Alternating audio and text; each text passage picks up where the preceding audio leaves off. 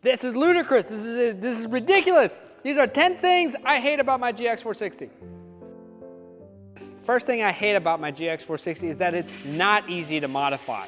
For starters, trying to fit 35s on this thing, you can watch the video right here where I tried to do everything I needed to do to get 35s to fit on my GX460, and it was quite a bit of task to do.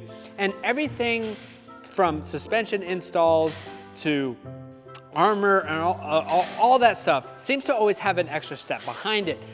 For example, if I want to do sliders, I got to trim the side pieces so it doesn't look like there's missing body panels on it.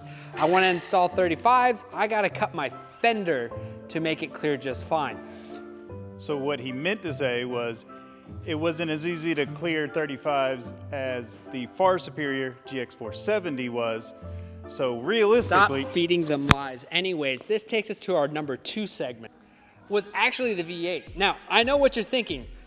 Pablo, you praised the V8 and the top 10 things you loved about your GX. And yes, I still love the V8, but it is a very boring V8. It's very linear, it's very flat in its power curve, and the throttle response was very, very numbed. Now, granted, this gets solved with an OTT tune, but the fact that I had to do that is quite irritating.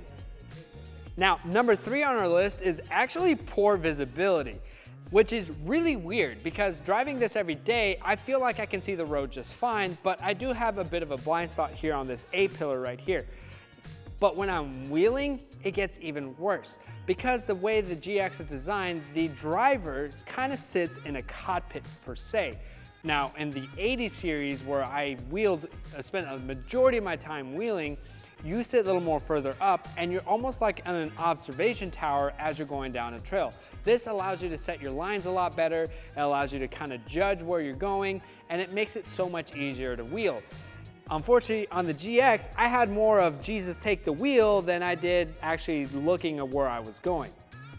Number 4 on the list is actually the most irritating thing to me, and that is the barn door in the back. Instead of having a hatch that opens vertically, you have a door that actually goes horizontally. And that is really freaking weird because when you park too close to something or you back up too close to something, you really can't open it up all the way.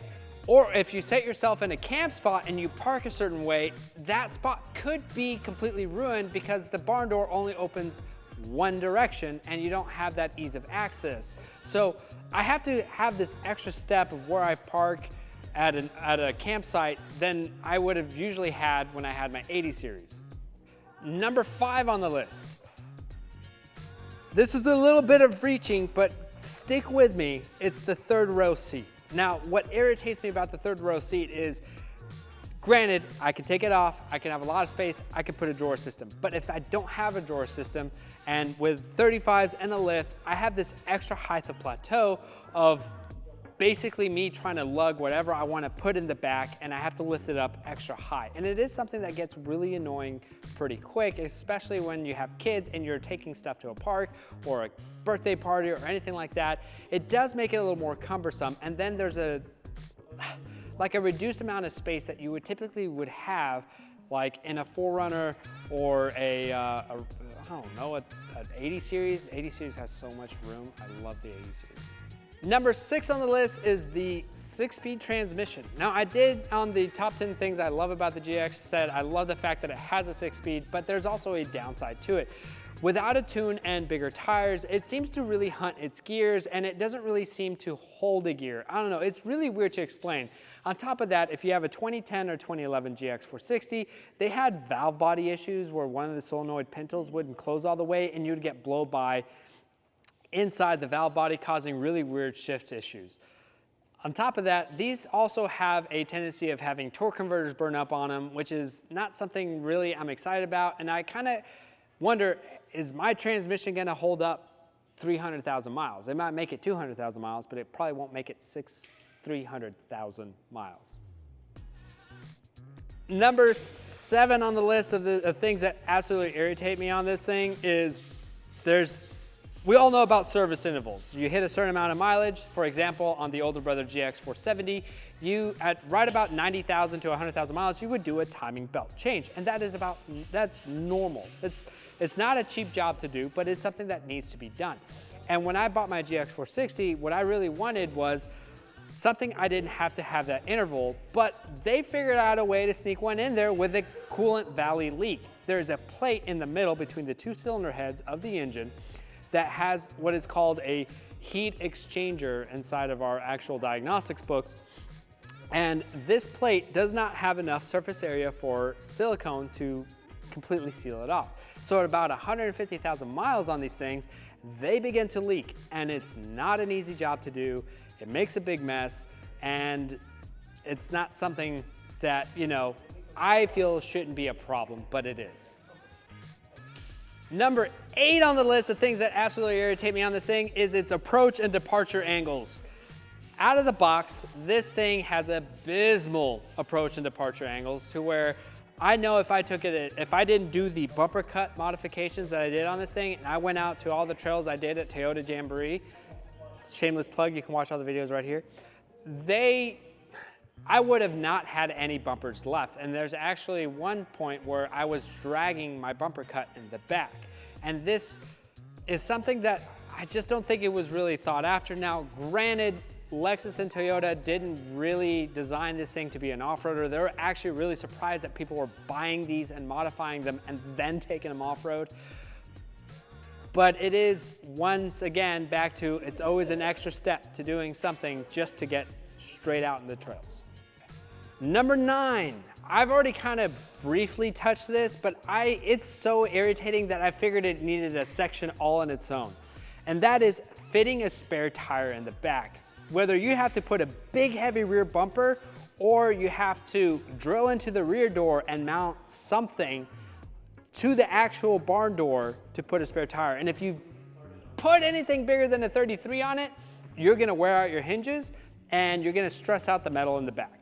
I don't care what anybody says, I've seen it, I definitely don't want to do it. Now, the other thing that makes a tire carrier kind of difficult, and there's one company I think that actually handled it decently well on FJ Cruisers because they have the same barn door design, is Expedition 1 rear bumpers, where they did a pivot system where there was an anchor on the barn door, and when you opened the barn door, the swing out opened up with it. But the biggest issue with that rear bumper is that they had Johnny joints connecting that whole system together, which was insanely noisy. So there's just not an easy solution to putting a spare 35 on the back of this thing, and it drives me up the wall. And number 10 on the list. Now, I swear to God, you do that on purpose. Now, number 10 on the list. Now, I did say I love KDSS, but I also really dislike KDSS. Now, you can tell that a lot of the things I do not like about this is from a mechanic's perspective, because dealing with KDSS while working on this vehicle is really annoying. And not only that, if you lift it, you change the geometry on how the system works to where you have to run adapter pieces to make it functional and proper. The track bar for the live axle in the back runs into the KDSS piston or stationary arm when fully drooped, and that is typically a no bueno, and that's not something I really want to deal with. Granted, I haven't really changed it on mine and it's still kind of rubbing, but it is what it is. So yeah, those are 10 things I hate about my GX460, and I don't like carrying this much hatred about it because I do absolutely love this thing. And if you want to know the 10 things I love about this thing, you can watch the video right here. And if you guys like this video, let me know if you guys want me to do different Toyota platforms like Land Cruisers, Tacomas, or 4Runners, or well, an easy hate video would be the GX470, especially Joey's. Don't shine that light at me. And if you have a GX460, what are some things you hate about it? Write it down below, because I do read your comments and I'd be very interested. And also like, subscribe, bell icon, all that stuff. Yeah, I'm out. Bye.